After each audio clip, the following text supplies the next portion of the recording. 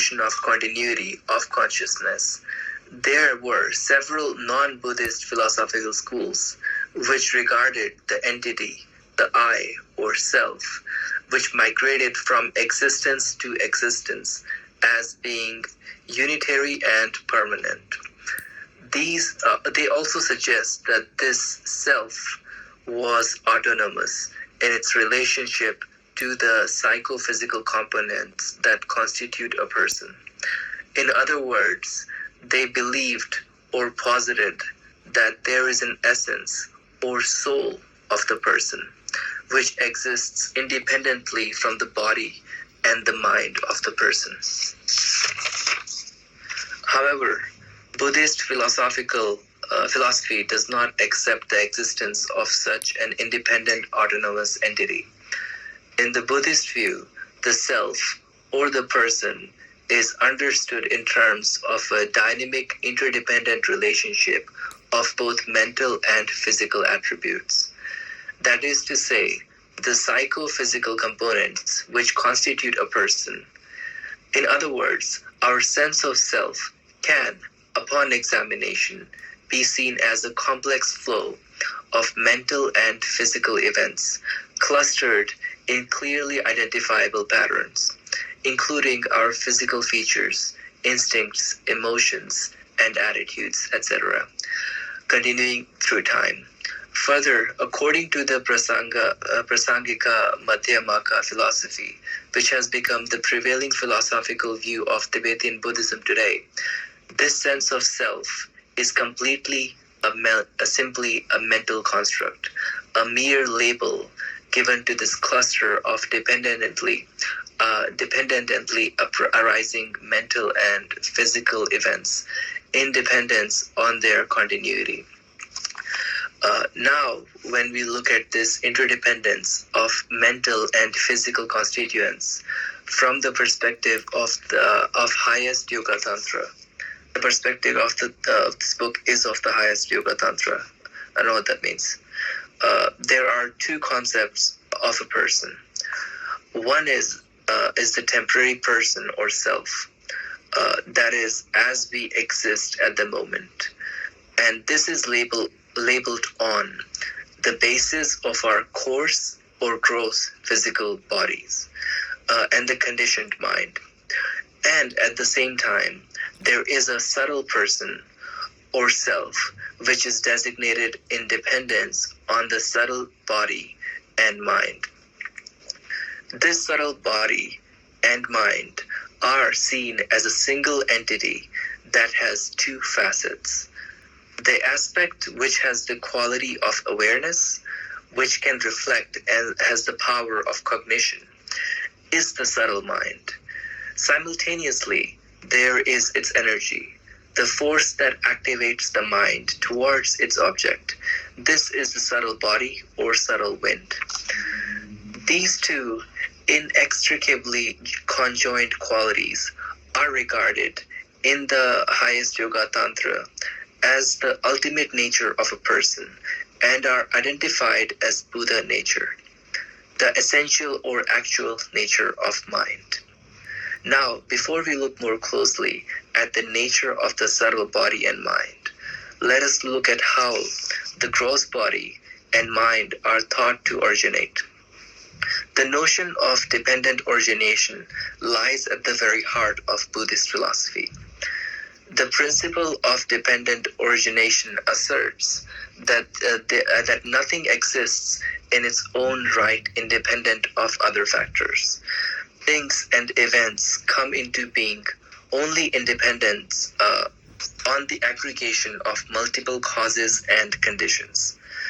The process through which the external world and the sentient beings within it revolve in a cycle of existence propelled by karmic propensities and their interactions with misapprehension, attraction, and aversion and conditions is described in terms of 12 interdependent links.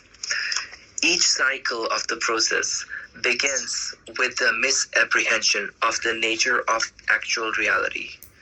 This fundamental ignorance acts as a condition for the arising of the propensities created by our past actions, mental, verbal, and physical, which condition our dualizing consciousness. Our dualizing consciousness, in turn, conditions the qualities and mode of interaction of our psychophysical aggregates, which condition our sensory fields, which generate contact, which generates sensations, and then in turn, attachment, grasping, and maturation towards rebirth. At this point, there is an interaction with the genetic constituents of the parents and the subsequent interaction with the environment. And then finally, we have birth, aging, and death. This cycle can be viewed as both illustrating the underlying processes of life, death, and rebirth, and as an illustration of the processes of the transformed on the path to liberation from suffering in cyclic existence. The notion that there is a connection between this life and the events of both our previous existence and our future existence follows from the Buddhist understanding of the natural law of cause and effect. For example, although we can speak in yesterday's weather and today's weather as distinct, today's weather is inextricably linked with the permanent weather patterns of yesterday. Even at the bodily levels, in the case of our physical health, for example, we know that events in the past affect the present, and those of the present, the future. Similarly, in the realm of consciousness, the Buddhist view is that there is also this same causal continuum between the events of the past, present, and future. The Buddhist understanding of the continuity of personal experience, including our memories, can also be considered here. The Buddhist view is that the continuity of personal experience is primarily founded on the capacity for retention, which can be further developed during one's meditative practice in this life. However, generally speaking, it is thought that if a person dies after a prolonged period of illness that has led to a prolonged degeneration of both physical and mental capacities, there will be a greater chance of many of the personal characteristics, including memories, etc., being lost. On the other hand, in the case of someone who dies a sudden death, when body-mind relationship at the gross level is still very firm, it is thought that there is a greater chance of carrying forward the acquired characteristics and memories, etc. Nonetheless, in both cases, the characteristics carried forward from a previous life are thought to be most strongly felt at an early stage of one's rebirth. This is because the personal characteristics of the previous life are thought, generally speaking, to be quickly overwhelmed by the developing characteristics inherited from the parents of the present life. Nonetheless, as I have mentioned, much depends in this respect on the individual's capacity for recall, and this capacity for recall is dependent on a deepened retentive training acquired in this lifetime. Now let us look at the possible states of existence one can be born into. From the Buddhist perspective, rebirth in conditioned existence can take place in one of the three realms: the formless realm, the form realm, or the desire realm. The form and formless realms are fruits of subtle states of consciousness attained upon the realization of certain meditative concentrations. Our realm, the desire realm, is the most gross of all three. Six classes of beings are described as inhabiting the desire realm. Gods, mundane celestial beings whose primary mental state is exhalation. Anti-gods, who are predominantly hostile and jealous. Human beings, who are influenced by all the five dissonant mental states. Animals, who are under sway of delusion. Anguished spirits, who are under sway of attachment and unsatisfied craving. And hell beings, who are overwhelmed by hatred, anger, and fear. In the literature of highest Yoga Tantra, the evolution of all three realms of conditioned existence are described in terms of differing expressions of states of energy. And as I have mentioned, it is said that our fundamental ignorance is the root of conditioned existence, that karmic energy is its activating force. Let me repeat that, because that made no fucking sense to me. Now let us look at the possible states of existence one can be born into. From the Buddhist perspective, rebirth in conditioned existence can take place in one of three realms: the formless realm, the form realm, or the desire realm. The form and formless realms are fruits of subtle states of consciousness, attained upon the realization of certain meditative concentrations. Our realm, the desire realm, is the most gross of these three. 6 classes of beings are described as inhabiting the desire realm. Gods, mundane celestial beings whose primary mental state is exaltation. Anti-gods, who are predominantly hostile and jealous. Human beings who are influenced by all the 5 dissonant mental states. Animals, who are under the sway of delusion.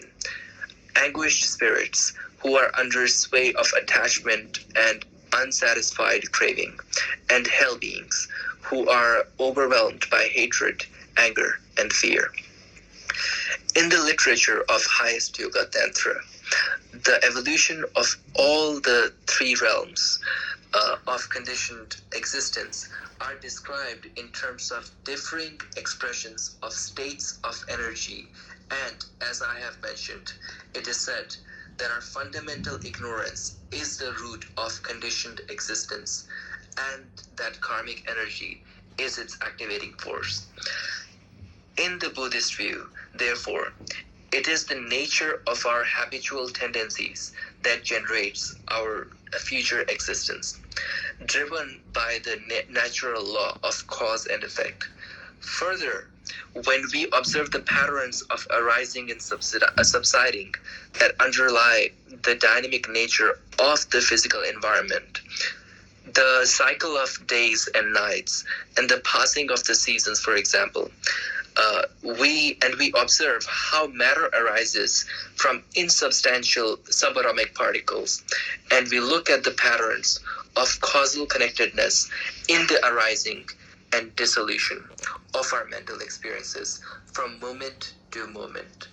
Across the differing phases of deep sleep, dreams, and our waking state, the notion of continuity of consciousness can come to be seen to be in the accord with both the nature of our environment and the nature of our mental experience. Certainly, it has often been argued. हाँ बिल्कुल. Alright. Certainly, it has often been argued that one advantage of accepting the notion of continuity of consciousness is that it gives us more profound ability to understand and to explain the nature of our existence and of the universe. In addition, this notion of continuity and causal interconnectedness reinforces a sense of consequences for our own actions. in terms of both the impact on ourselves and the impact on others and the environment.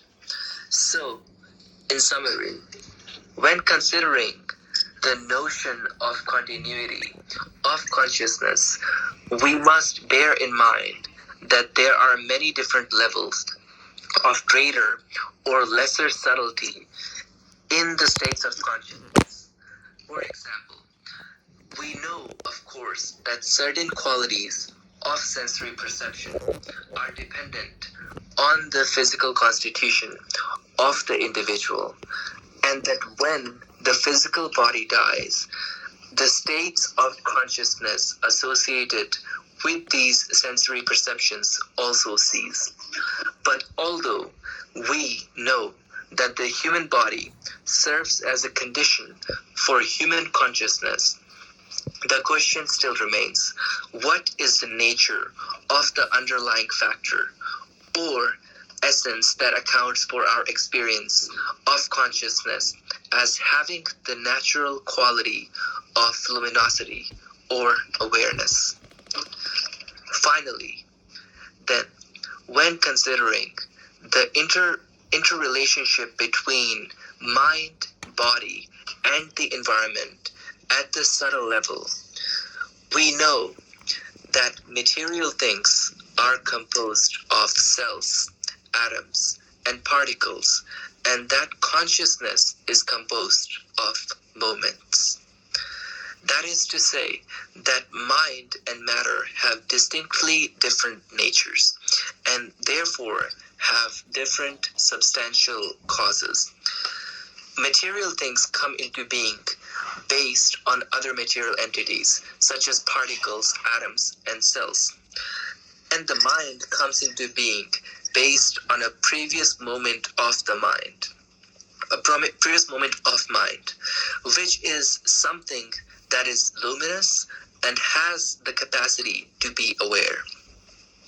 Each moment of awareness, therefore, depends on a previous moment of awareness as its cause. This is the reasoning upon which Buddhist logic asserts that there is at the level of subtle mind and subtle wind with, I fucked up. Let me go back. Each moment of awareness, therefore, depends on a previous moment of awareness as its cause. This is the reasoning upon which Buddhist logic asserts that there is at the level of subtle mind and subtle wind, a beginningless continuum of mind and matter. It is through reflection on above themes, the law of cause and effect, dependent origination, the dynamics of our physical environment, and based on our analysis of the nature of mind and the mode of arising and subsiding of thoughts, the shifts in the modalities of our consciousness between deep sleep, dreams, our waking state, etc., that the notion of continuity of consciousness may first become established as relevant to the understanding of our current condition. Once the notion of this continuity has been confirmed through reflection and experience, then it becomes logical to prepare oneself for death and for future existences. Now, as to the nature of the actual preparation itself, this will depend on each individual's depth of spiritual aspiration. For example, if an individual is simply seeking a favorable rebirth as a human being, there is no need to engage in a sophisticated meditative path related to the processes of death and rebirth. Simply to live a virtuous life is seen as sufficient.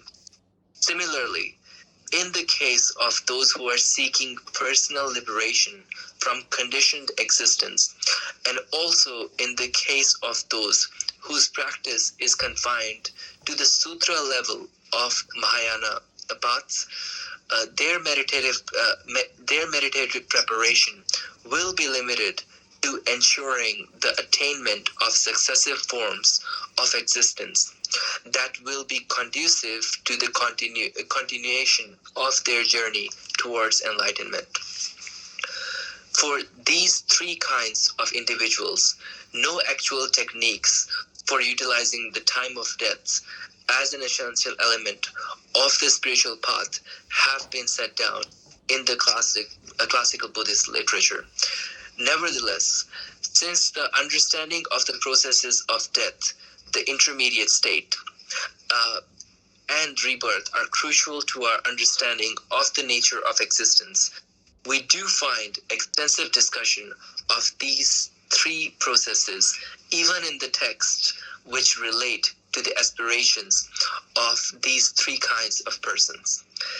It is exclusively in Tantra, however, and particularly in highest Yoga Tantra, that the methods for utilizing the processes of death, the intermediate state, and rebirth are specifically taught as the basis for achieving liberation from cyclic existence.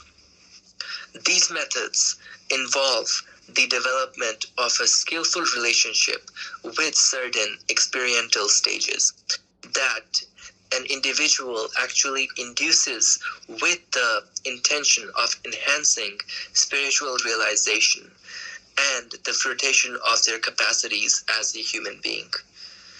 Generally speaking, the practices of highest Yoga Tantra present a spiritual path which enables the individual to attain complete Buddhahood within a single lifetime, prior to the moment of death.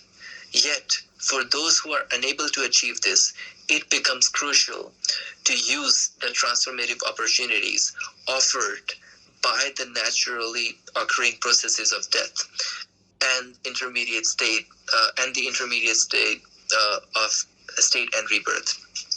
Hence, in highest Yoga Tantra, it is not merely the preparation for a mere developed future rebirth which is important, but of more fundamental significance is the personal preparation for using one's own death and subsequent states as a means of achieving liberation. In the literature of highest Yoga Tantra, as I have mentioned, the three realms of conditioned existence into which a human being may be born are described in terms of differing expressions or modalities of energy, Rlang. And it is said that our fundamental ignorance is the root of conditioned existence, and that karmic energy is its activating force. Furthermore, from the tantric perspective, death and the intermediate state of rebirth are also seen as nothing other than differing modalities of karmic energy. The point at which the gross levels of energy are completely dissolved and only the subtle energies remain is death. The stage at which these energies unfold into a more manifest form is the intermediate state, and the stage at which they eventually manifest substantially is called rebirth. Thus, all three states are differing manifestations of energy, Rlang. Based on this understanding, since death is the state when all the gross levels of energy and consciousness have been dissolved and only the subtle energies and consciousnesses remain, it is possible for an advanced yogi to meditatively induce a state which is almost identical to the actual experience of death. This can be achieved because it is possible to meditatively bring about the dissolution of the gross levels of energy and consciousness.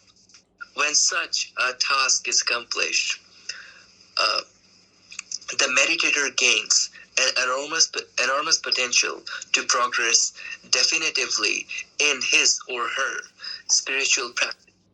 For at this stage, when the experience of fundamental inner radiance is genuinely affected through such a method, the yogi gains the capacity to actualize the illusory body of the meditational deity, thus ensuring the realization of perfect Buddhahood in this lifetime.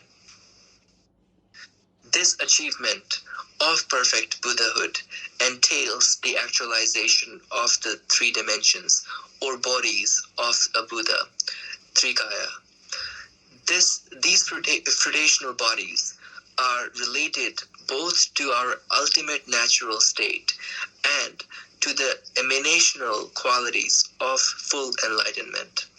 Interestingly, we see exactly the same pattern of dimensions in our ordinary existence. Death is a point at which both the physical and mental fields dissolve into inner radiance, and where both consciousness and energy exist at their most subtle, non-dual level, as in deep sleep. This mode, in its rotational state, is the Buddha body of reality, Dharmakaya.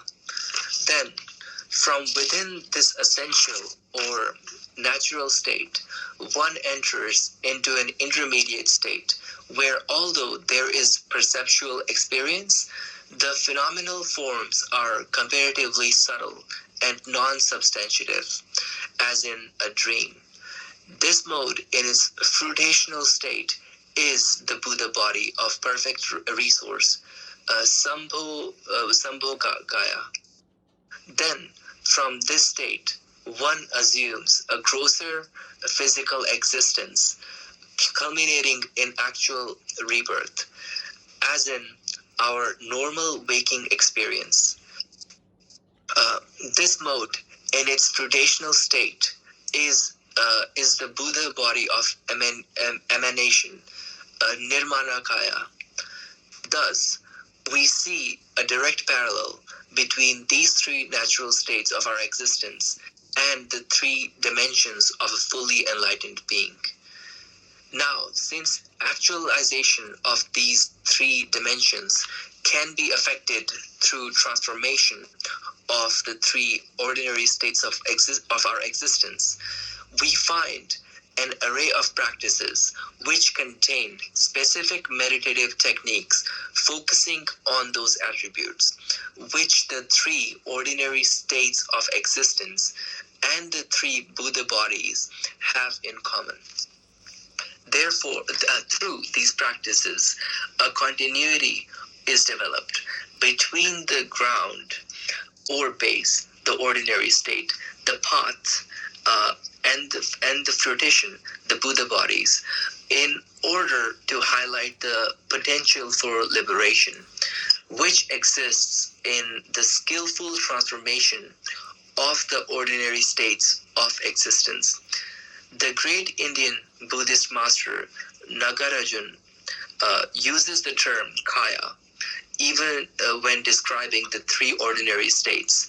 Thus, the dimension kaya of the moment of death is equated with the basic dharmakaya, the dimension of the intermediate state, with the basic sambhogakaya, and the dimension kaya of the rebirth process, with the basic nirmanakaya. Thus, it is said that through meditative ability of an accomplished yogi, a genuine assimilation takes place at the actual moment of death, upon entering the intermediate state, and upon beginning the process of rebirth. With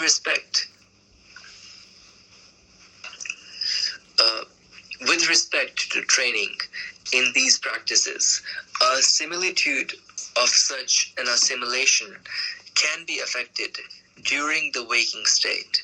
through generation stage practices and during sleep through dream yoga practices. In Tantra, the practice of imaginatively generating the meditational deity, that is to say, the practice of Tantra generation stage, is a unique path by which the three frutational dimensions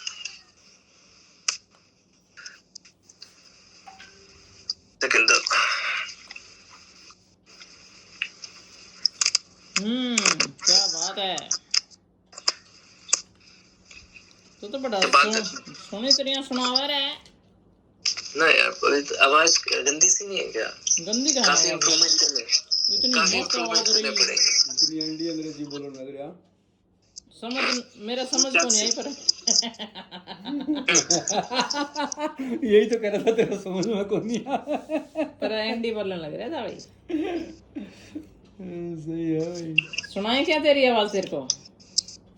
ना छोड़ो।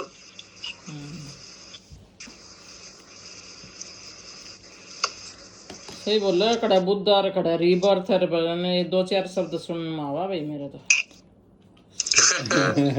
बात तो इतनी ही कर रहा था, rebirth की बात कर रहा था वैसे। रीबर्थ होता है क्या? मानना तो मैं भी रीबर्थ है, लेकिन आत्मा को नहीं मानते। हाँ, उनका मतलब थोड़ा सिमिलर जुगाड़ है, बट डिफरेंट है थोड़ा। सबका अलग अलग शब्द है।